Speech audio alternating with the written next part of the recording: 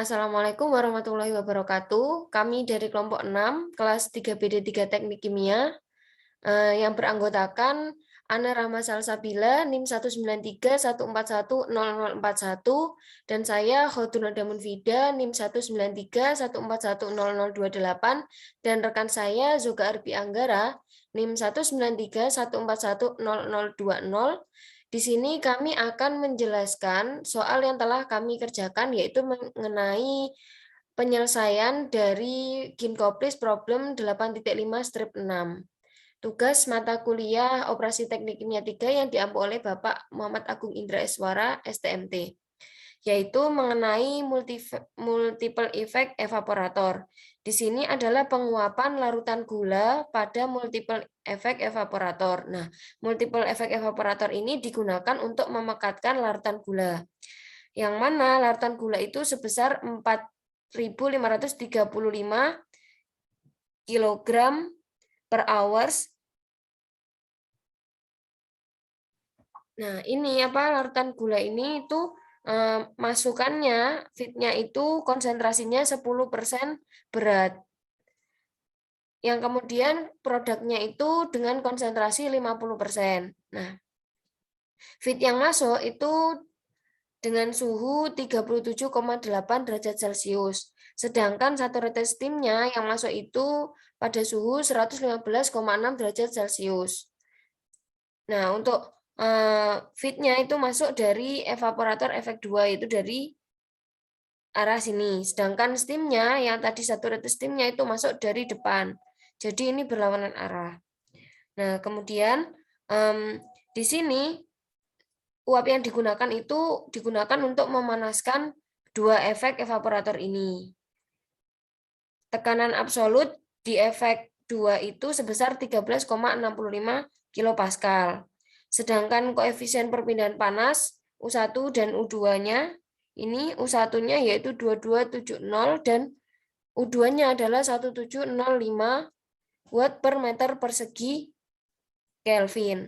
Nah, di sini itu area pemanasan dari kedua efek itu sama-sama. Jadi di sini itu juga digunakan data kenaikan titik didih dan kapasitas panas dari eksampel 8.5 strip 1. Nah, perintahnya di sini kita disuruh menghitung luas area dan kebutuhan steam yang digunakan. Nah, ini diketahui nilai F, XF, XL2, TF, T steam, P effect 2, UI, U2, BPR-nya, dan ada CP-nya. Ini diketahui nilainya itu seperti ini. Persamaannya tadi, yang boiling point rise and heat capacity itu diketahui dari example 8.5 strip 1. Ini persamaannya. Nah, di sini kita juga untuk mempermudah mengerjakan soal, kita bisa menuangkan soal ini itu pada ilustrasi seperti diagram ini. Nah, langsung saja yang pertama kita menghitung neraca massa totalnya.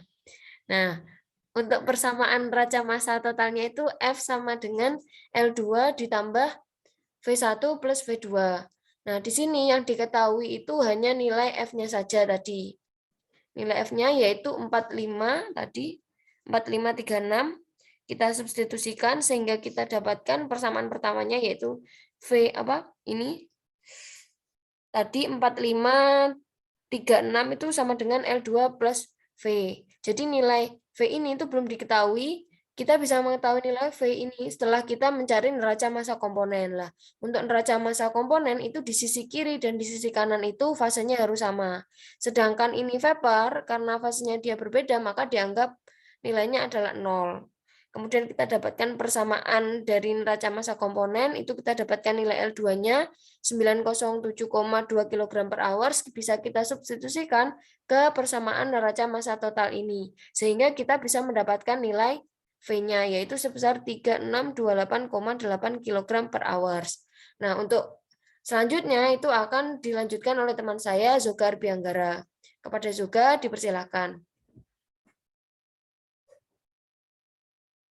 Baik, saya akan melanjutkan dari nada maka dari itu untuk asumsi V1 sama dengan V2 dari masing-masing F1 sampai F2 dan F itu sebesar 1814,4 kg per hours.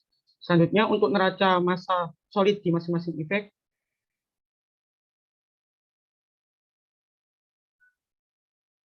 Untuk yang pertama yaitu efek 1, kita mencari nilai L1-nya dari rumus V1 ditambah L2.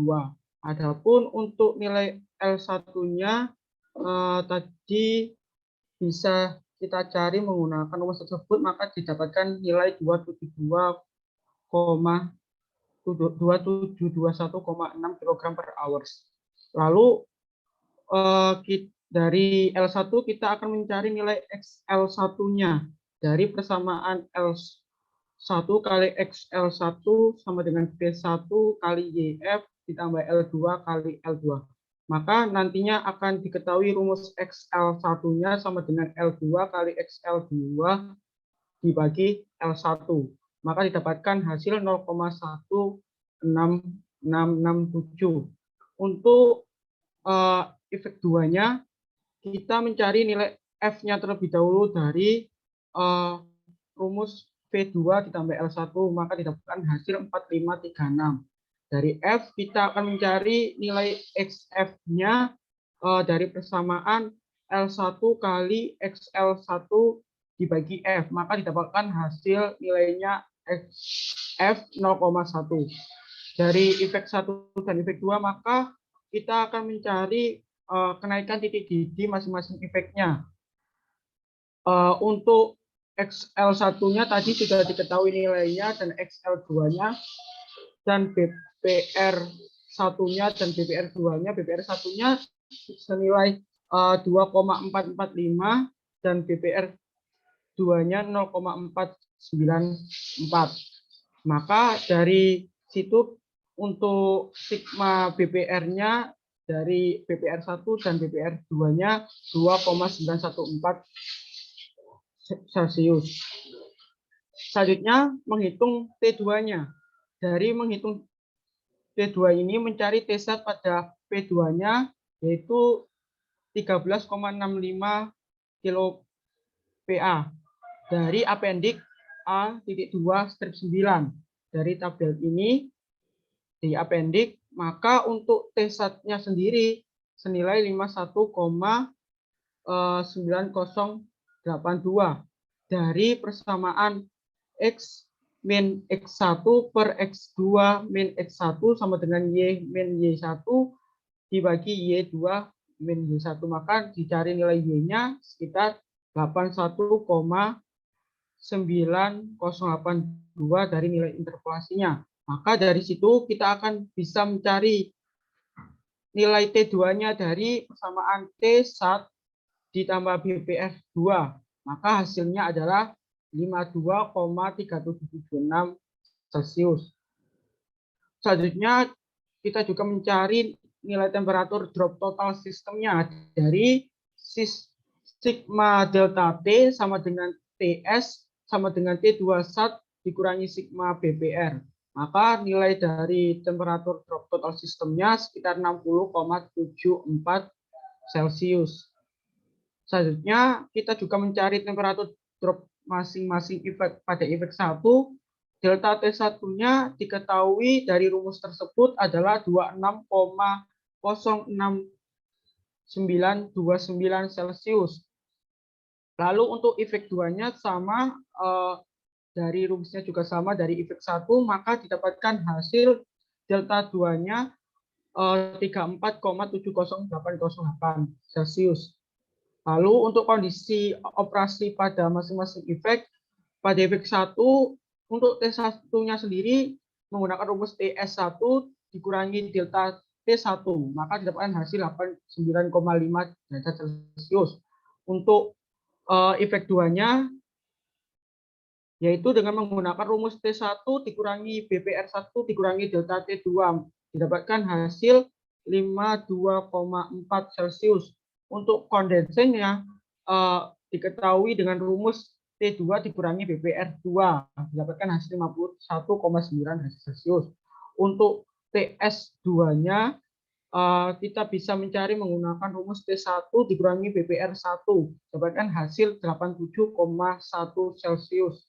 Untuk profil suhu pada masing-masing efek, pada efek 1, TS1-nya didapatkan hasil 115,6 Celcius. Untuk T1-nya 89,5 derajat Celcius. Untuk efek 2-nya, TS2-nya nilainya 87,1 Celcius, untuk T2-nya 52,4 Celcius. Untuk kondensernya TS3 dapatkan hasil 51,9 derajat Celcius. Untuk menghitung kapasitas panas setiap efek menggunakan persamaan Cp, untuk F didapatkan hasil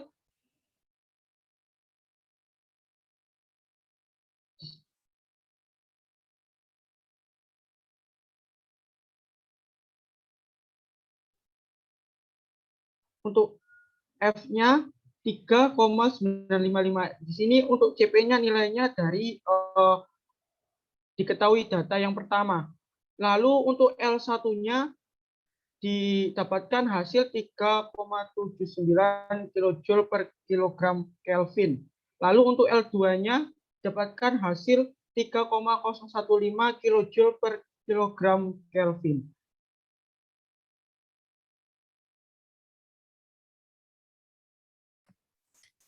Baik, selanjutnya saya Ana akan melanjutkan penjelasan dari Soga.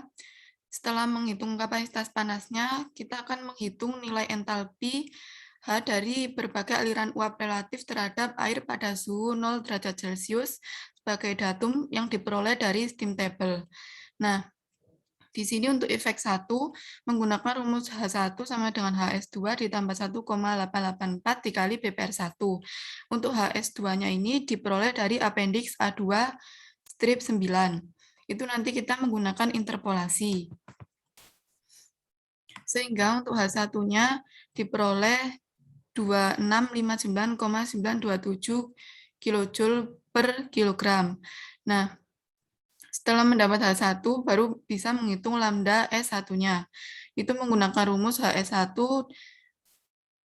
dikurangi HS2. Jadi lambda S1-nya itu 2214,848. Kemudian selanjutnya menghitung yang efek 2. Ini rumusnya sama, hanya saja menggunakan yang data untuk efek 2. HS3-nya juga interpolasi dari appendix A.2 strip 9. Jadi untuk entalpi H2-nya diperoleh 2596,38 dan lambda S2-nya diperoleh 2442,621. Kemudian setelah mendapatkan data tadi, langsung menghitung neraca energi setiap efeknya.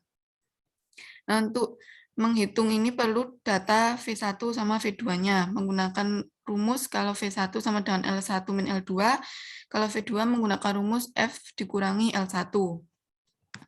Hasilnya sama. Kemudian untuk neraca energi di efek satunya,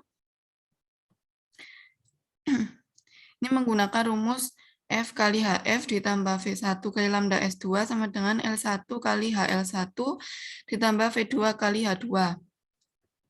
Sehingga diperoleh rumus untuk menghitung L1-nya terlebih dahulu itu sama dengan F dikali 149,499 ditambah L1 min L2 kali lambda S2 per 198,947,373 dikurangi V dikurangi L1 kali H2. Ini saya menggunakan Golsig, diperoleh L1-nya itu 4648,772 kg per hours. Kemudian untuk efek 1, menggunakan rumus L1 HL1 plus S kali lambda S1 sama dengan L2 kali HL2 ditambah V1 kali H1. Sehingga untuk menghitung S, itu sama dengan L2 dikali CP pada L2 dikali T1 min T datum ditambah V1 kali H1 dikurangi L1 dikali CP pada L1 dikali T2 min T datum per lambda S1. Sehingga diperoleh S-nya itu 1872.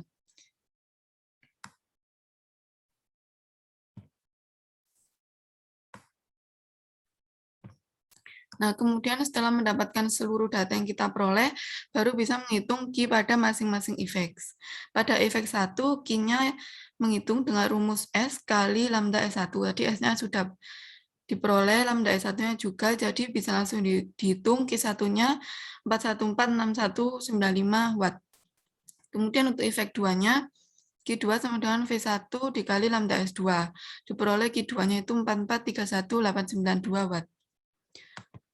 Setelah itu menghitung luas area, karena tadi yang ditanyakan luas area. Nah, jadi luas area untuk efek 1 itu menggunakan rumus ini, A1 sama dengan Q1 per U1 kali delta T1. Karena rumusnya kan tadi pertamanya itu Q1 sama dengan U1 kali A1 delta T1. Jadi A1-nya itu sama dengan 70,06397. Kemudian untuk efek 2 rumusnya sama, dan diperoleh luas area pada efek 2 itu 74,89177. Untuk persen perbedaannya ini kurang dari 10%. Jadi untuk perhitungannya ini sudah benar. Jadi sekian presentasi dari kelompok 6. Untuk kurang lebihnya kami mohon maaf. Wassalamualaikum warahmatullahi wabarakatuh.